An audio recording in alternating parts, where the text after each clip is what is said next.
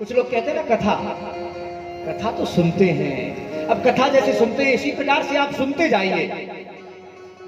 अगर हम आपसे कहें, आप सब लोग नर्मदा जी जाते होंगे और नर्मदा जी जाते जाते खूब स्नान करते हैं।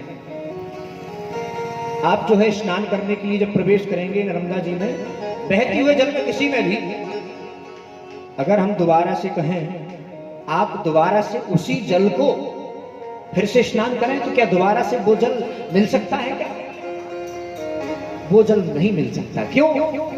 जो बहता हुआ जल है वो कभी दोबारा आपको प्राप्त नहीं होगा। इसी प्रकार से ये भागवत है, ये कथा है। नूतनम नूतनम पवे पवे, जितना इसको पान करेंगे, जितना इसको प्राप्त करते जाएंगे, उतने इसमें अच्छाई प्राप्त होती जाएगी। आप सोचें, एक ही प्रकार से कथा है लेकिन रस तो अलग अलग है। आप आम के वृक्ष में पका हुआ आम खाएंगे, उसका रस कुछ और होगा, उसमें मिठास होगी। और कच्चा आम खाएंगे तो उसमें क्या होगी? बोले खटास होगी। इसलिए देखिए, वृक्ष तो एक ही है, कथा एक ही है, लेकिन रस उसके अलग अलग हैं। जिस प्रकार से आप जो रस ग्रहण करना चाहते हैं उस रस को आप प्राप्त कर सकते हैं। इसलिए जितना हो सकता है उस रस को ग्रहण कीजिए। एक बार की बात है, एक संत जी थे, बड़ा अच्छा भाव है। एक संत जी थे और यात्रा करते हुए जा रहे थे, बड़े विद्वान संत। और वो संत जब जा रहे थे रास्ते में तो क्या देखा? रास्ते में देखते हैं साहब कि एक छोटा सा गांव पड़ा, उस गांव की ओर से जा रहे थे, लेकिन संध्या काल हो गया। संत लोग चतुर्मास करने के लिए जाते हैं ना, पैदल यात्रा। रास्ते में देखा कि विश्राम कर लेना चाहिए, तो रास्ते में संत जी विश्राम के लिए रुके। लेकिन वहां के ग्राम के जो लोग थे ना, बड़े ही प्रेमी थे, बड़े ही भावुक थे। उस भाव को देखते हुए ग्राम के लोगों ने कहा, हमारे गांव में 20 साल हो गए, 25 साल हो गए, कथा नहीं हुई है।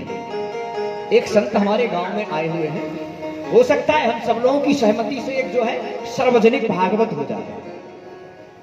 ठीक है भैया, सब लोगों ने, सरपंच पंच आदि जो बड़े बड़े गणमान्य लोग थे, पद वाले लोग थे, उन सब पद वाले लोगों ने अपनी अपनी मन की भावना धारणा को बनाया और बना करके सीधे संत के पास गए। संत के पास जाकर के निवेदन किया, महाराज समस्त ग्रामवासियों की इच्छा है, आप अपने मुखारविंद से जो है सुंदर कथा का श्रवण पान कराएं। हम सब लोग जो है कथा सुनना चाहते हैं। 20 साल पहले महाराज कथा हुई थी हमारे यहाँ पर, तब से कोई कथा नहीं हुई, हम सबकी इच्छा है। संत जी ने कहा, बोले ठीक है भैया, ज्यादा ही कहते हो तो हम कथा तो सुना देंगे, लेकिन कुछ मेरे प्रश्न रहेंगे। अगर उन प्रश्नों का आपने सही सही जवाब दिया तब तो मैं आपको कथा सुनाऊंगा। अब गांव के लोग थे बेचारे, अनपढ़ थे, गंवार थे बेचारे, वो विचार करने लगे, ये संत है, पढ़ा लिखा बाबा जी है, ये पता नहीं कौन सा प्रश्न पूछ दे, कहां से रामायण का कोई प्रश्न कर दे। संत जी ने कहा, ऐसा वैसा कोई प्रश्न नहीं करूंगा, जो आपसे आता होगा वैसे ही प्रश्न करूंगा। अच्छा तो ठीक है, कीजिए। बोले ऐसे नहीं, आप मंच बनाइए, कथा की फुल तैयारी कीजिए, उस मंच पर आकर के मैं प्रश्न पूछूंगा। सभी गांव के लोगों को बुलाओ। गांव के सभी लोगों को बुलाया गया। गांव के सभी लोग एकत्रित हुए और आकर के सब लोग बैठ गए। और जैसे ही सब लोग बैठे, महाराज संत जी ने पहला प्रश्न कर दिया। गांव वालों से बोले, आप लोग क्या सुनना चाहते हैं? बोले कथा सुनना चाहते हैं। सब लोगों ने कहा, बोले हम कथा सुनना चाहते हैं। तो संत जी ने प्रश्न किया, बोले कथा किसकी सुनना चाहते हो? गांव के लोगों ने कहा, बोले भगवान की। संत जी ने कहा, बोले भगवान को देखा है तुम लोगों ने किसी ने कि भगवान होता कैसा है? 4 हाथ का होता है, 10 हाथ का होता है, 20 हाथ का होता है? भगवान को देखा है तब तो हम उनकी कथा सुनाए। गांव वालों ने कहा, बोले महाराज ये तो हमको पता ही नहीं। बोले भगवान संत जी, हम तो जो है जो तस्वीर में बने हैं भगवान, उनकी हम पूजन करते हैं। बोले वही तो भगवान है, वही तो कथा है। नहीं महाराज, आप कथा सुनाइए। तो किसकी कथा सुनाएं, आप बताइए तो सही। संत जी ने जब निवेदन किया तो गांव के लोगों ने कहा, बोले महाराज जो भगवान की कथा है उसको सुनाइए ना। तो बोले भगवान की कुछ पहचान तो बताइए। बोले हम पहचान जानने के लिए। तो अंत में आज का प्रश्न समाप्त हुआ और कथा को वहीं पर विश्राम दिया गया। कल फिर दूसरा प्रश्न पूछा। क्या प्रश्न पूछा?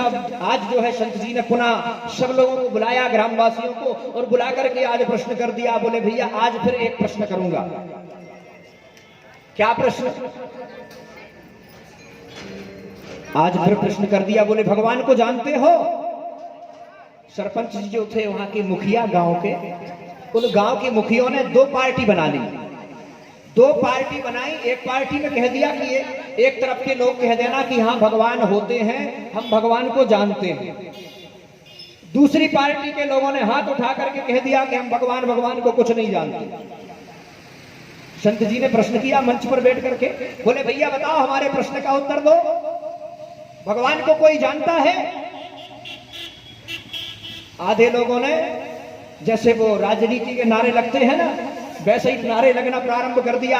आधे लोगों ने कह दिया बोले भगवान कोई संसार में चीज नहीं होती है। आधे लोग कहते हैं बोले हम भगवान को जानते हैं। संत जी ने दोनों पार्टियों को खड़ा किया। भैया खड़े हो जाओ। दोनों पार्टी खड़ी हो गई। अब जब दोनों पार्टी खड़ी हो गई, पुनः पूछा तो इधर वालों ने कह दिया हम भगवान को जानते हैं, इधर वालों ने कह दिया हम भगवान को नहीं जानते। संत जी ने हाथ जोड़ करके मंच से कहा बोले भैया जब आप लोग भगवान को जानते हो तो इनको बता दो ना कि भगवान होता कैसा है। यही तो कथा में बताया गया कि भगवान होता कैसा, यही तो कथा है। बाकी तो और कुछ है ही नहीं। भगवान की लीला है, भगवान की चरित्र है, भगवान की लीला और भगवान के स्वरूप का वर्णन है। अंत में ग्रामवासियों ने कहा बोले महाराज कथा व्यास बहुत से देखे, लेकिन आप जैसा जो है कथा व्यास हमको आज तक नहीं मिला। बोले कैसा? बोले महाराज जितने भी व्यास कथावाचक मिलते हैं वो सब कहते हैं कि हम कथा सुना रहे हैं, लेकिन पहले व्यास आप हुए हो जो कह रहे हो कि भगवान को जानते हो कि नहीं जानते हो। अंत में समस्त ग्रामवासियों ने निवेदन किया महाराज आपने जो प्रश्न किया ये सब प्रश्न के उत्तर हम कुछ नहीं जानते। हम सिर्फ इतना जानते हैं कि हम आपकी शरणागति में हैं और कथा आपके द्वारा हम सुनना चाहते हैं। संत बोले यही तो मैं सुनना चाहता था, क्योंकि जिसका मन निर्मल होगा, जिसके मन में ये भाव होगा कि हाँ हमको कथा सुनना है, तभी तो कथा समझ में आएगी।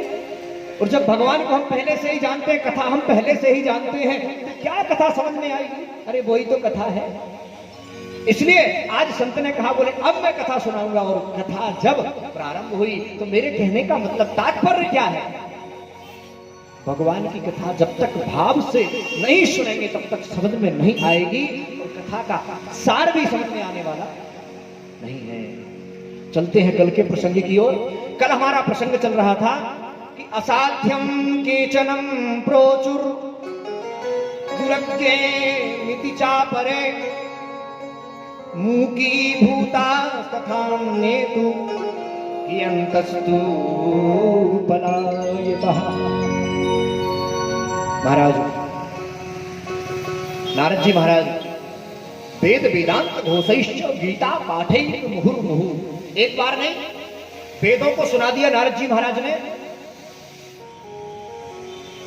गीता पाठैः मुहुर्मुहु, अगर एक दो बार गीता पाठ सुनाया होता तो एक बार कहते एक बार गीता का पाठ कर दिया, लेकिन एक बार नहीं कई बार गीता सुना दी। किसके लिए? ज्ञान और वैराग्य।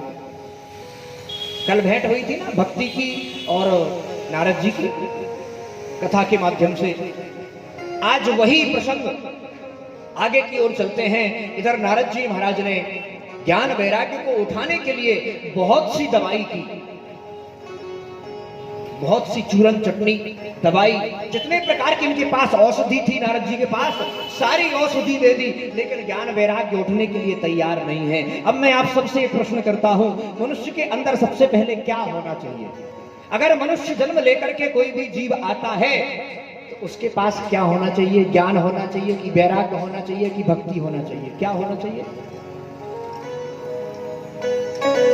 अगर मनुष्य के पास सब कुछ है, ज्ञान नहीं है, तो वैराग्य आने वाला नहीं है। और जब वैराग्य आ जाएगा तो भक्ति अपने आप आएगी। तो पहले ज्ञान और वैराग्य को उठाना होगा, तब भक्ति की पूजन होगी।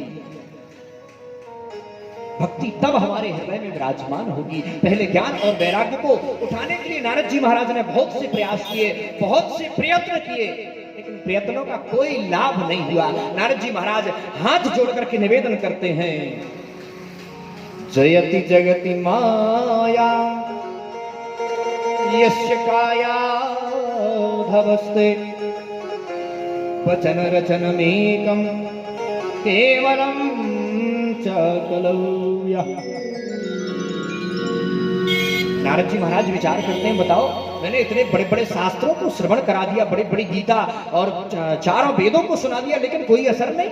असर कितना होता? बोले जब तक कान में आवाज जाती तब तक जो है ज्ञान वैराग्य बैठे रहते थे, और जैसे ही वो मंत्र बंद इधर से जो लेट जाते थे, उसी समय पर आकाशवाणी हुई, व्योमवाणी दैवाबु ऋषि में खिद्यता मसी। आकाशवाणी हुई, नारद आप अगर इनको उठाना चाहते हो तो सत्संग करो। सत्कर्म सूचको नूनम ज्ञान यज्ञ स्मृतो बुधई, सत्कर्म करो। अब यहाँ आकाशवाणी भी हुई, तो आकाशवाणी ने ये नहीं बताया कि आप भागवत कराओ या यज्ञ कराओ या महामृत्युंजय का अनुष्ठान कराओ, ऐसा कुछ नहीं बताया। अगर आपको ज्ञान वैराग्य को उठाना है तो सत्कर्म करो। आकाशवाणी हुई। अब नारद जी महाराज बहुत बड़े संत हैं। नारद जी महाराज ने कहा, ये आकाशवाणी भी अजीब प्रकार की हुई, इसने कुछ बताया नहीं कि करना क्या चाहिए। भाई कुछ उपाय बता देती कि नरियल फोड़ना है, अगरबत्ती लगाना है या यज्ञ करना है, ऐसा कुछ बता देती तो हम उसका उपाय करते, लेकिन ये सत्कर्म किसको कहते हैं? नारद जी महाराज के मन में बड़ा दुख उत्पन्न हुआ और भगवती भक्ति मैया से कहकर के चले गए, देवी अभी तुम जो है भगवान का ध्यान करो। और भगवान का ध्यान करते करके यत् दर्शनम विनिहतं शुशुभानि सत्या श्रेयस्तनोति भव दुःख दवार्दितानां नियशेष मुख भीत कथैकपानां प्रेम प्रकाश कृतये शरणं कृतोस्मि। नारद जी महाराज कह गए, देवी तुम चिंता मत करो, मेरे पास जितनी दवाई थी मैंने सारी दवाई उपयोग कर दी, अब मेरे पास इसके अलावा और कोई जड़ी बूटी नहीं है। अब मैं खोजने के लिए जा रहा हूँ इस संसार में, अगर मेरे से भी कोई शक्ति जड़ी बूटी होगी ना, कोई और ताकतवर, उस ताकतवर जड़ी बूटी को लेकर के और फिर तुम्हारे उन ज्ञान और वैराग्य दोनों को